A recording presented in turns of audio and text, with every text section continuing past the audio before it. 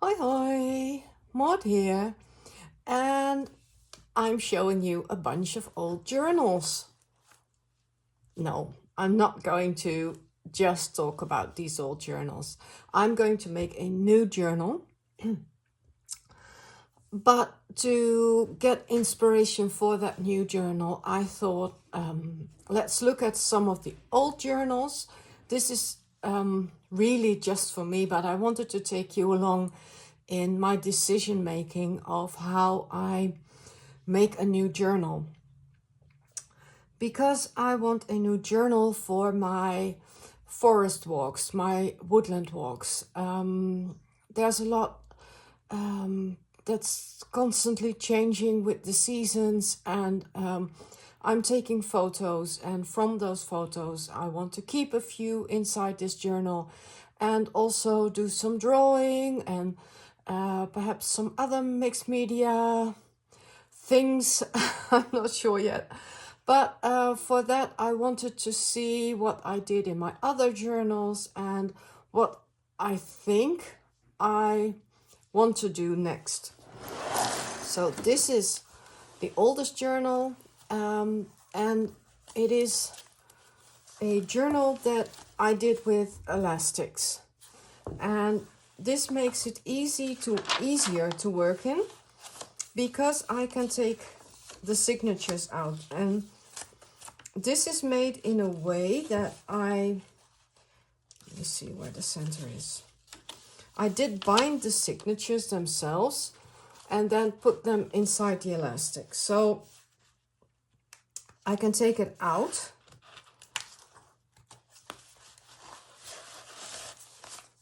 And then I just have this to work in, which was good, absolutely good.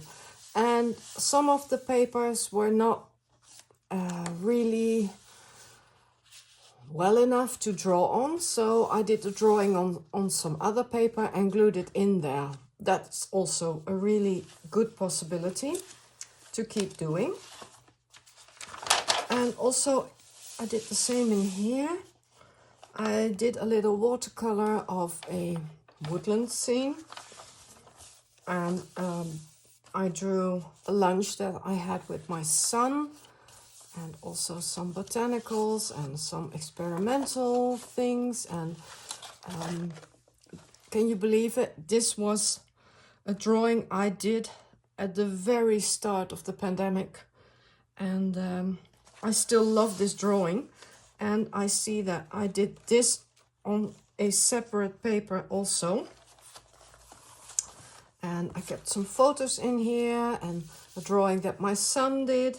It still makes me laugh. Writing, and this is also what I like, maps. So if I go someplace, I can put it on the old map that I've been there, and these cards, they represent the landscape that I see around me. So yes, I want to do a journal in kind of this style, because I really liked the concept of this. And also it is so much easier to work in than if I were to work like this. I wouldn't be able to put it completely flat, and drawing or painting on it would be really difficult. This part is more about gluing in things. This was a drawing I did on music paper. Yeah, so this is something that inspires me, and also this fabric, of course, is wonderful. This was an old curtain that I found in the thrift store, and it had a lot of holes in there, but yeah, for gluing on a book, it was perfect. And then, of course, there is my fairy journal that was mostly about fairies. And this is the same. It's also with elastics, but this time I can take whole pages out to work with. And that's fine, but the same time it kind of makes it loose, and that's something I do not like too much. But what I do like is that I use these big pages from a lovely book. And I also did some, I started with some embroidery last year. Not too many drawings in here. And hardly any photos. More real junk journaling. This is from my friend Michelle. Oh, I treasure this so much. And then the journal I did for December. So while this was so much fun to do, having everything spill out, I don't think that I will do that for the journal that I'm going to make, because, well, if I want to keep this journal and stand it up, this folds and becomes damaged. But having said that, I still do enjoy this journal, flipping through it and revisiting everything that I did. But now for the journal covers, I really like the size of this one, which is the size of this one. Only the spine of this one is much larger, of course. And so I have these books that are kind of the same size. An Edith Holden book. I have multiple copies. I am very fortunate. I'm not sure if I want this, although it is a good size, but I'm not sure if I want to empty this out just for the cover. And then there are these two books that I found in Denmark when we were there on holiday, and I love these spines. This is leather, really old leather, and well, this is already beautiful. And I just bought these for the covers. I must confess, the insides are okay, I think. This is mainly text, and sometimes you get these wonderful borders that I do want to keep and to take out. But this is mainly a textbook in Danish, so I cannot read it. But I love this old cover. Oh, sadly, there was a price on here, a sticker. So that's why it got a little bit damaged. But I could put something over it, of course. No problem there. And then there is this one that I adore maybe even more, because this is also leather and there is gilding on the back. So I will surely keep this. And I also like this a lot. And I want to put this on the front cover. I'm sure that I want to put that on the front cover. And this book also has a lot of images on the inside that I surely want to keep and want to use. Not sure for what yet, but I'm sure I want to keep this inside. And because I want to make a woodland journal, opening it up to this page, it constantly falls open on this page, so it's telling me pick me.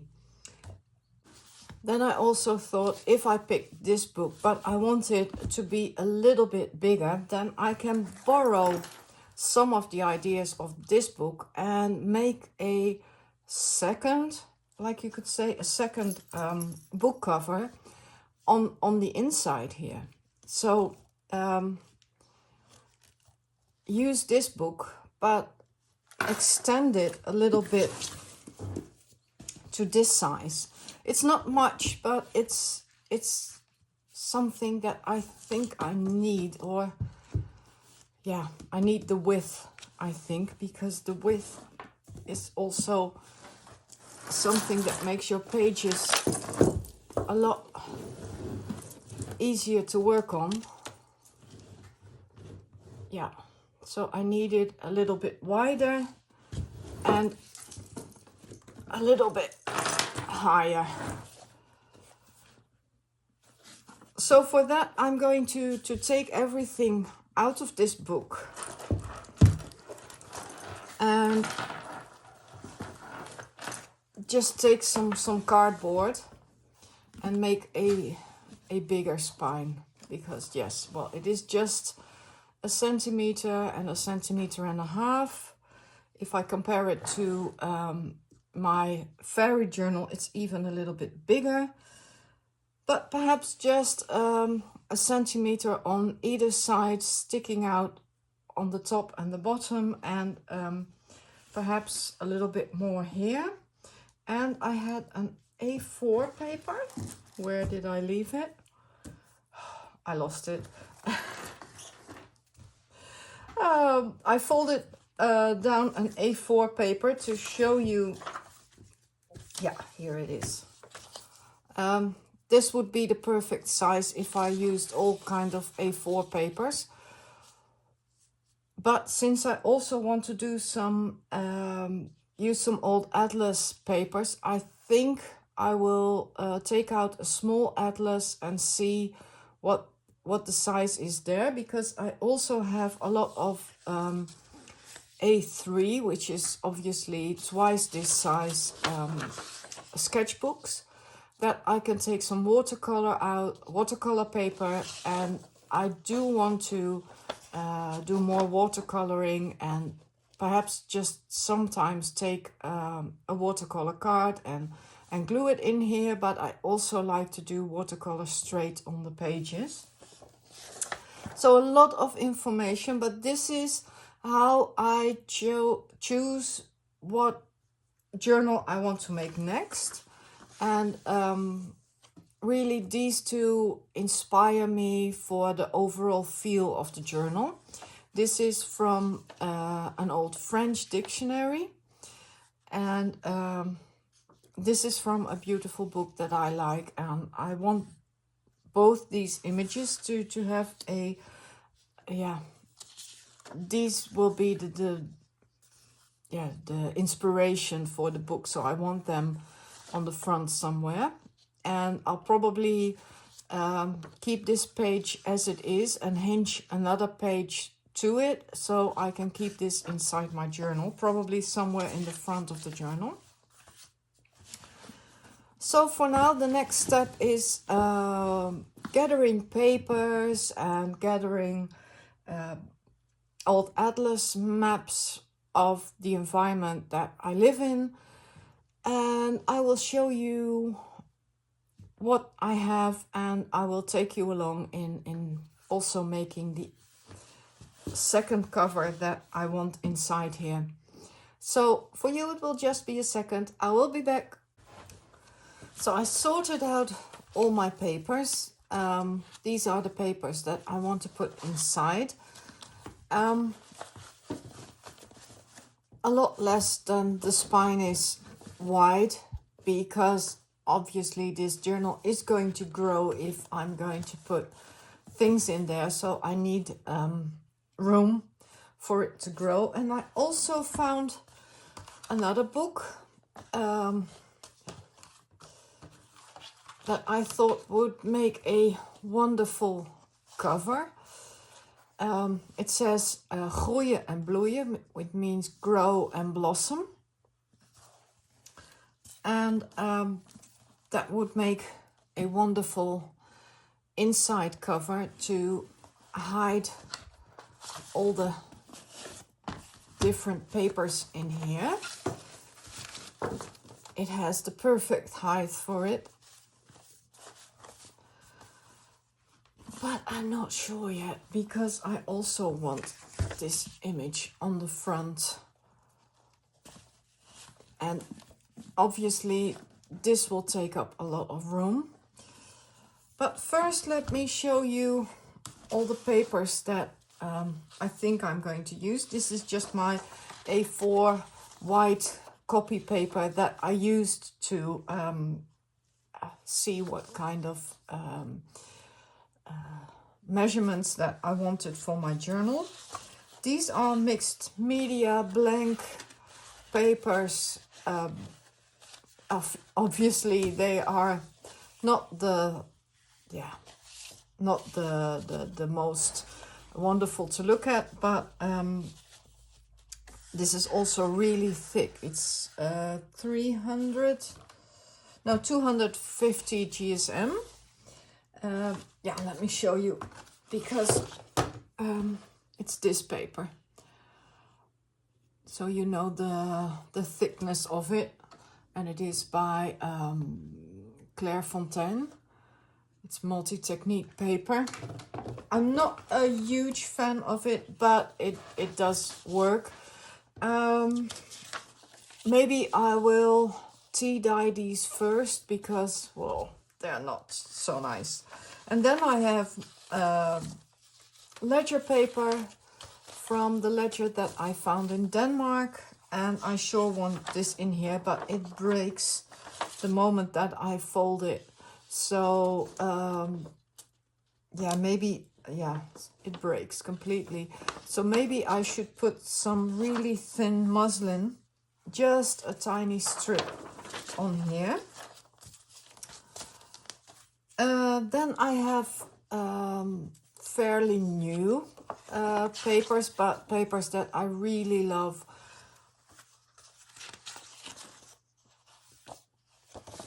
I use these also in my fairy journal, and I really like them. I can embellish something on here, write, use photos whenever I like. So I really like these papers. This is from a woodland book that I thought was really nice. It covers, it says here, the forest in autumn, het bos in de herfst. And it has these wonderful image pages. There is a little bit of glare, I'm sorry for that. But I also want these, and yeah, this is really nice, but I'll probably cover this up, and I'll probably do some covering on here. This is a Danish book about trees that I also used in my December journal. And the birch trees, which are my favorite, I just need them in there. Then I have these blank papers from an old book. It says here, het grote boek van de wilde planten in bos en veld. The big book of wild plants in the forest and the field. So obviously I found these blank papers just among other papers. I wanted them in here. And I did take out some pages of the Edith Holden book, because this journal is probably going to be filled mostly next month. It's the 1st of March today, so I wanted March in there, and there was April too. And I like these Edith Holden pages best, because I have no problem embellishing and covering up a lot of this. I will never cover this up. I'll probably just make a pocket or something and keep that as it is. And then some atlas papers, a map of Denmark, because I was there on holiday last year and will probably go there again this year. Denmark is very similar to the Netherlands, has more hills than the Netherlands. A little bit of music paper that I got from my old colleague and friend Annemiek. Hoi Annemiek! She sent these to me. She's new at Junkjournaling, but she's learning really quickly, and we send each other things and gifts, and so nice to yeah, to be in contact with her again. And here it says viooltje zacht van kleuren. So that's pansy, soft of colors. And this says schoon is de lente, beautiful is spring. Schoon means clean, but also beautiful. It can serve two things. A map of the western part of the Netherlands, and this is the island Texel that I love to go, and a lot of my friends also love to go there. And sometimes we don't even tell each other, but we meet at the beach there, or yeah, that's really nice. And also my friend Maureen, hello lieverd, she loves to go there, and Annemiek, and another friend of mine, Edith, and yeah. So I had to have that one, and also because this coastline is really beautiful, and behind the coastline there are the dunes and there's forests, and I really like it. And what I loved about this old map from the atlas is that a little child drew in these cities with pen. They are not supposed to be this dark blue, they are supposed to be pink. But I imagine a little child just doing this while he or she was listening to the teacher. This is a map of Groningen, which is the province next to Friesland, and we sometimes walk there too. And on the back is the province of Drenthe, also really near to where I live, so I wanted that in there too. And this is the province of Friesland where I live, and I live here, Donkerbroek. So yeah, this is Groningen and this is Drenthe, and yeah, it's all close by. And this came from the same atlas, so the child also drew in the city of Leeuwarden. And in that atlas I found these old copies of probably a teacher who wanted to I think this is typed, and all the things the children had to learn probably from all the things in the atlas. And well, this is pure junk journal treasure, I think. So I'm keeping these inside this journal. And then I took out my Anton Pieck book, and I found some images that I want in here, because I also had some images in my December journal and I really loved it. I folded the pages a little bit strange, so I have a little picture on this side, and I'll probably Frankenstein another page on here.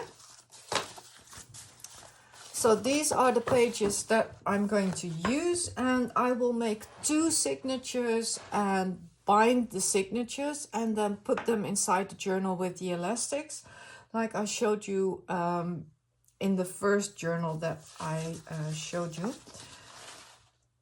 2 signatures, or 3, because I've got 3 Anton Pieck. Okay, I changed my mind, it will be 3, because I've got 3 Anton Pieck pages, and also I let serendipity choose for me, because I've got 3 of these and 3 of these. Only got 2 of these, but then this third can go here. Perhaps I will take another Edith Holden page, I'm not sure. But I'm just going to divide everything amongst the signatures. Yeah, 3 is a good number, because I see that I worked in 3s a lot. Not here. This is 4. And I'm not sure about these pages yet. They're awfully white, and I've cut them to size, but perhaps I could just cut these. This one, it was just for size. I'm not going to use it. And I'm not going to use these ones either, because if I want a painting on here, I can just take off a part, paint on there, and just stick it on here. So I'm not going to use the white ones. But what I do need to do is strengthen these papers. Oh yeah, and I wanted this. I can Frankenstein this on one of the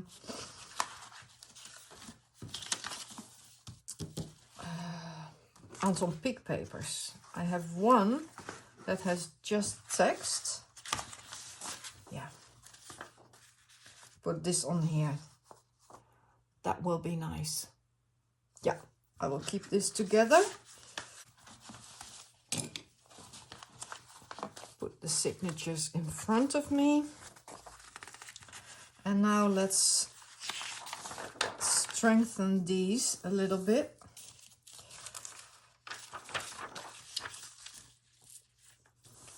Because I'm sure they will tear if I don't do anything to them. So I'm going to get some really thin strips of muslin, and then I will be back. So these strips came from a second-hand handkerchief that I just took the edges off and then ripped some just thin strips. I don't need much, just so I can strengthen this and pull up my sleeves. And I'm taking my watered down bookbinding glue. I put some water in there because otherwise the glue is really stiff and not really good to work with. So it just needs the width of my brush.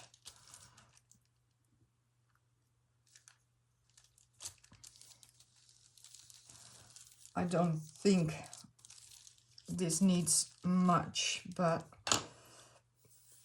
just so it won't break.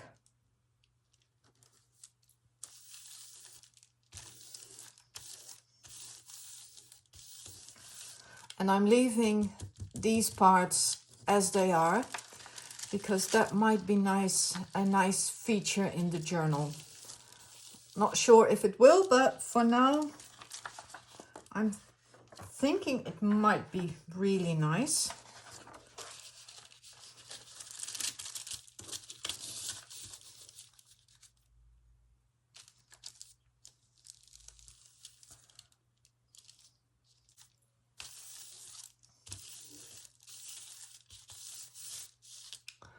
So now these papers need to dry. They will take, I think, 10 minutes, and then they are ready to work with again.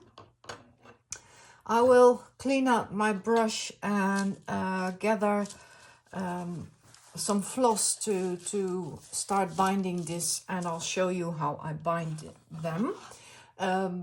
Yeah, just a second again. So everything has dried, and I can now start by seeing how I want my signatures. I've got all 3 of them here.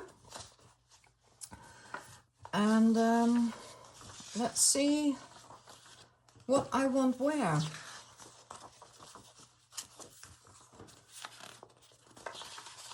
I think this will be a nice center page. And I also picked out 3 colored floss that I think are good for a woodland journal.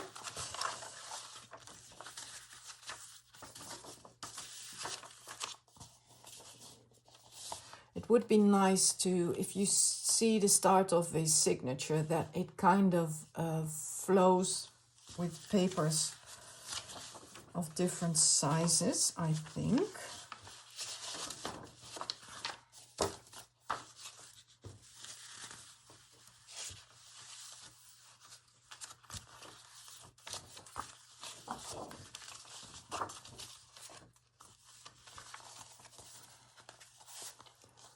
That looks really nice to me. This one in between.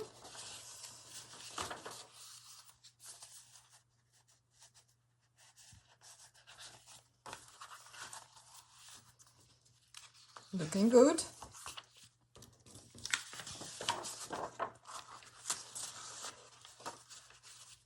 This one there.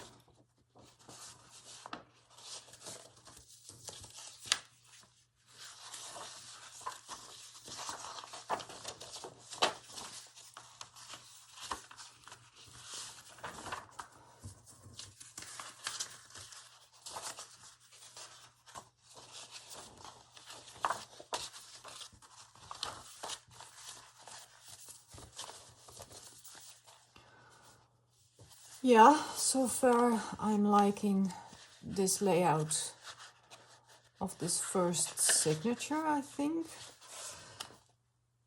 Oh, and I have one of these left. For now I'm going to put it to the side because I really like how this is looking. And let me put this one there for you to see. And now the second signature.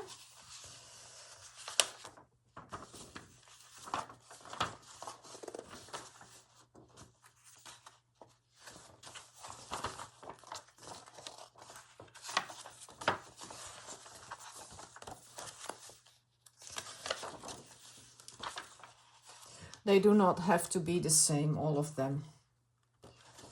But more or less the same papers in them makes it look cohesive.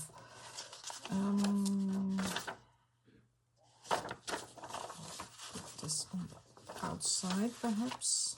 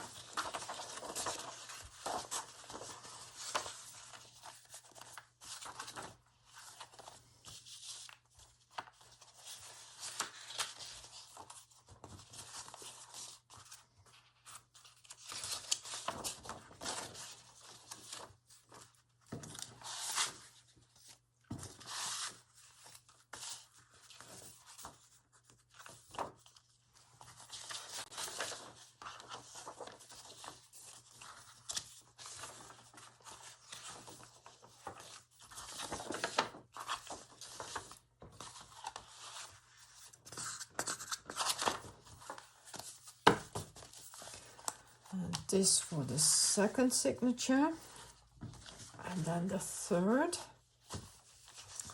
I did glue this on and I ripped off a part so that this is completely showing back and front, how I like it.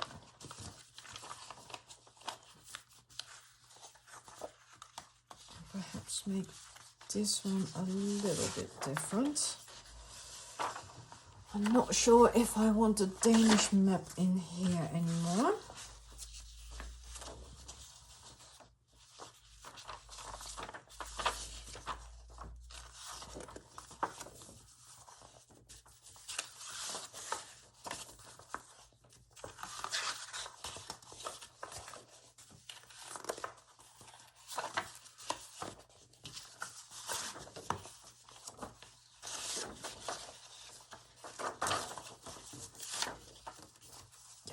This in the center and the signature. Now if I have them all three together, I like to flip through them and see if I like the overall feeling of how this journal is going to be.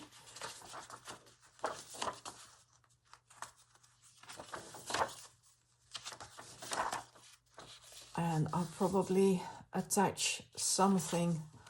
But this journal is going to be rather plain. I'm not going to put pockets or anything in there just yet, because I want to do that as I go along.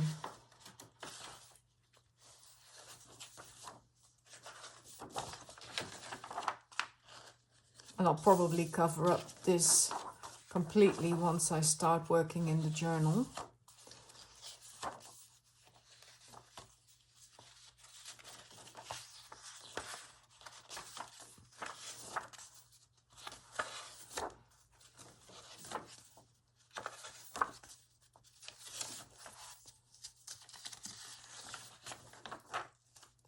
But I'm liking how it flows so far.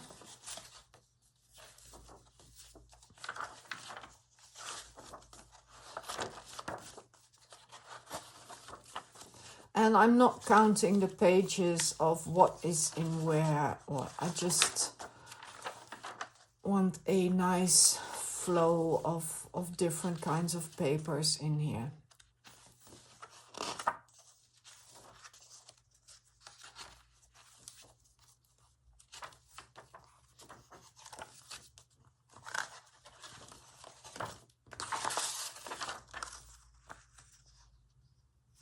Now this is upside down.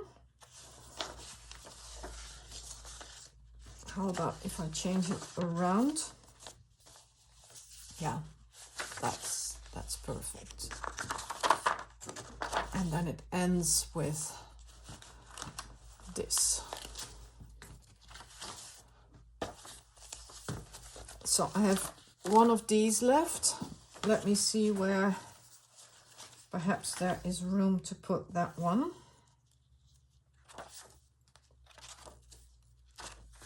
Yeah, put it in the first signature.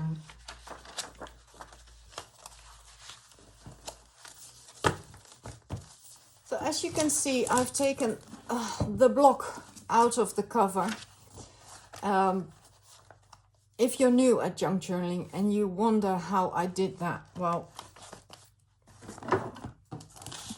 if the block is in here, you cut it carefully with a craft knife.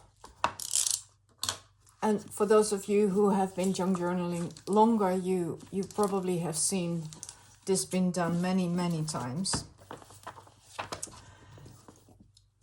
And then I put all my papers in there before I turned on the video, and I was like, okay, I said I was not going to do a journal that is spilling out, but I really love this so much that I am going to do this again. I am going to make this into a journal that has the pages spilling out. But what I also want to do is keep this in the back. So this will give it the structure that it needs if I'm storing this away. And all the papers are within the parameters of this sturdy cover. So if I keep this in here, it will also double up as a writing board. The only thing that I'm struggling with is I love that these papers are sticking out like this.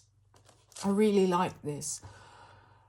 But if I'm going to use elastics, then that is a little bit tricky because, yeah, the elastics will cut into the paper. And since this is already old paper, okay, I've strengthened some of it with a little bit of muslin that I also glued on the inside again because I was going to have it sticking out, but that's no use if I want elastics in there.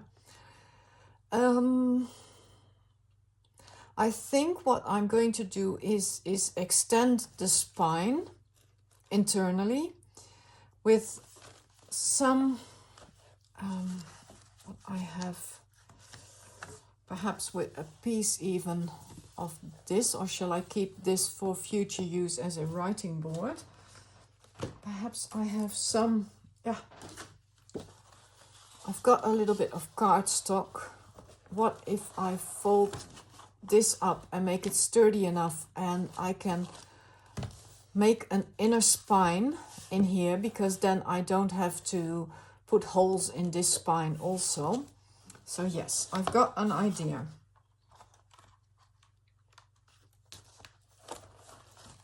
So I want this the height of this.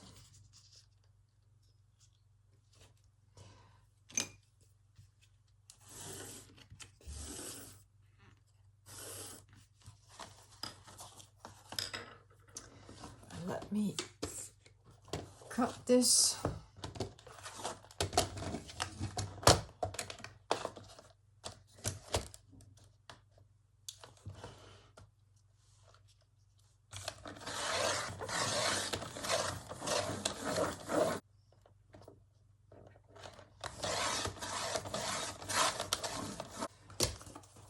Now obviously I want this to have the width of this spine, so I need to measure. I don't measure a lot, but sometimes I have to.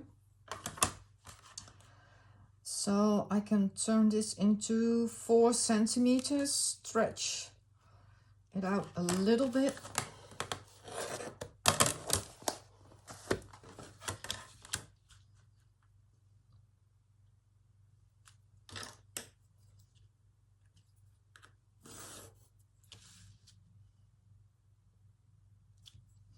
And since I want elastics in here, I'm going to make this very strong.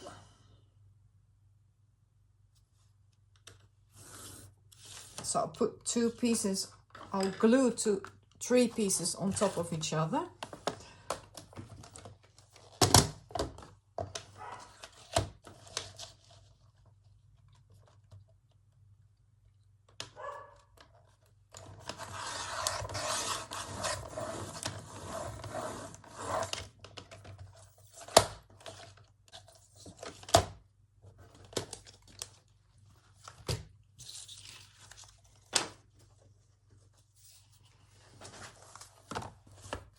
So this can go in here.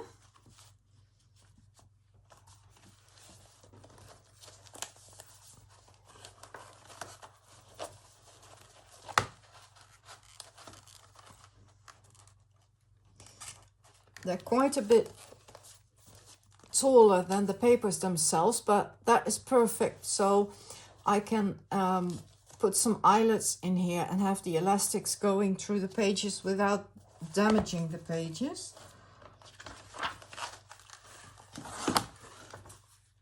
And put this in the back. Yeah, and it has the height of this.